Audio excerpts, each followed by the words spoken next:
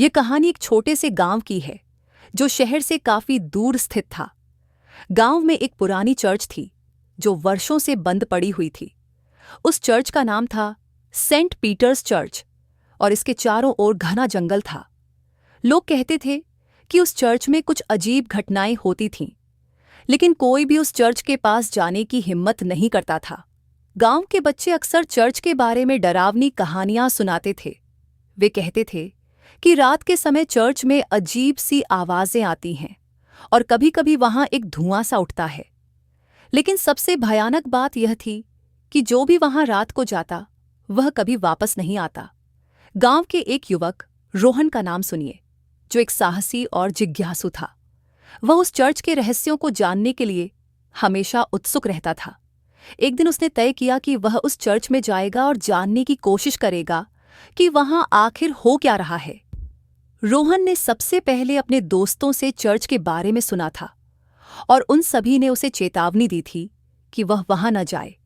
लेकिन रोहन ने किसी की बात नहीं मानी। वह अकेला ही चर्च के पास पहुंच गया।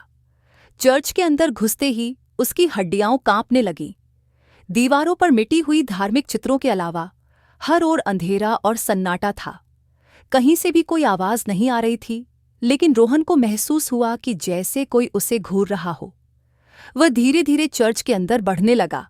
जब वह चर्च के मुख्य हॉल में पहुंचा तो उसे अचानक कुछ हलचल सी महसूस हुई। उसकी आंखें एक क्षण के लिए धुंधली हो गईं और उसे ऐसा लगा जैसे अंधेरे में एक आकृति उसे देख रही हो। अचानक एक तीव्र ठंडी हवा का झोंका आया और चर्च के पुराने लकड़ी के दरवाजे बंद हो गए। रोहन घबराया हुआ था, लेकिन उसने सोचा कि यह सब उसका भ्रम होगा। लेकिन तभी उसे एक बहुत ही डरावनी आवाज सुनाई दी। तुम यहां क्या कर रहे हो? यह आवाज गहरी और खौफनाक थी, जैसे किसी भूले भटके आत्मा की हो। रोहन डर के बावजूद अपनी जगह पर खड़ा रहा और आवाज की दिशा में देखा। वह देखता है कि चर्च के मध्य में एक महिला की धुंधली आकृति खड़ी थी। चेहरा एकदम सफेद था, जैसे कि उसकी त्वचा पर खून नहीं था। उसके बाल बिखरे हुए थे और उसकी आंखों में एक अजीब सा खौफ था। महिला ने धीरे धीरे कदम बढ़ाए और रोहन के पास पहुंची। तुम मेरी मदद नहीं कर सकते, महिला बोली, और उसके शब्दों में एक गहरी उदासी थी। मैं यहां फंसी हुई हूं। ये चर्च मेरा घर था, लेकिन अब ये मेरा कैदखाना बन चुका है। रोहन के मुंह से शब्द नहीं निकल पा रहे थे, लेकिन उसने एक सवाल पूछा, तुम कौन हो? महिला ने सिर झुकाया और कहा, मैं मरियम हूं। ये चर्च मेरे लिए एक पवित्र स्थान था, लेकिन एक दिन कुछ अनहोनी घटी। कुछ लोग आए थे और उन्होंने इस चर्च में एक खतरनाक अनुष्ठान किया था। उसके बाद से ही यहां बुरी आत्माएं और प्रेत घूमने लगे। मैं भी उनके शिकार बन गई और अब मैं यहां फंसी हुई हूं। रोहन की हालत खराब हो गई थी, लेकिन उसकी जिज्ञासा अब और बढ़ गई।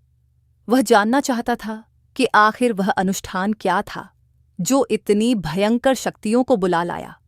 मरियम ने धीरे धीरे अपनी कहानी बतानी शुरू की।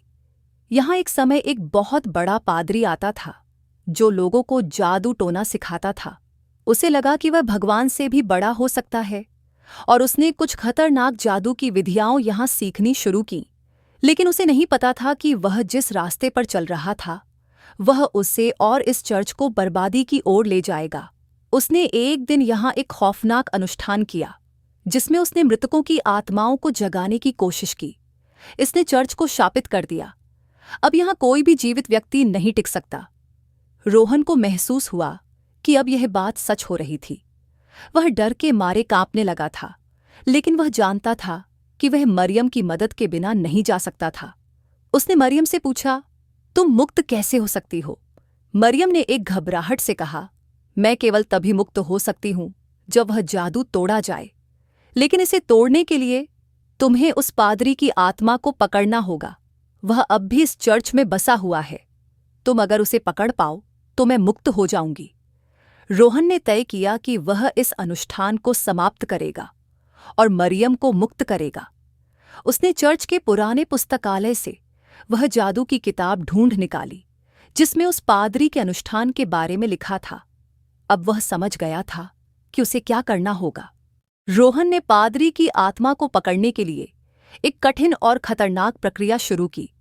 देर रात जब चर्च में और कोई नहीं था, रोहन ने वह अनुष्ठान किया। उसने एक पुरानी मुक्ति मंत्र पढ़ा और अचानक चर्च में अंधेरा हो गया। एक डरावनी सी आकृति चर्च के अंदर उभरी और यह वही पादरी था। पादरी की आत्मा ने रोहन को डरा धमकाकर उसे डराने की कोशिश की, लेकिन रोहन ने डर को नकारते हुए उसे पकड़ लिया और उस जादू को तोड़ दिया।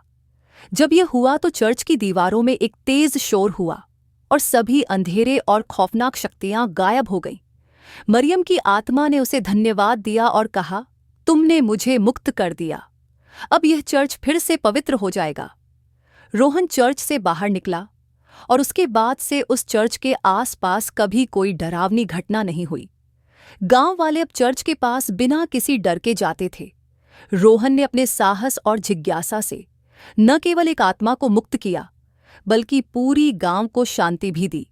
लेकिन चर्च की दीवारों में एक गहरी खामोशी थी, जो यह बताती थी कि वहां कभी कुछ भयावह घटित हुआ था और यह रहस्य हमेशा के लिए जिंदा रहेगा।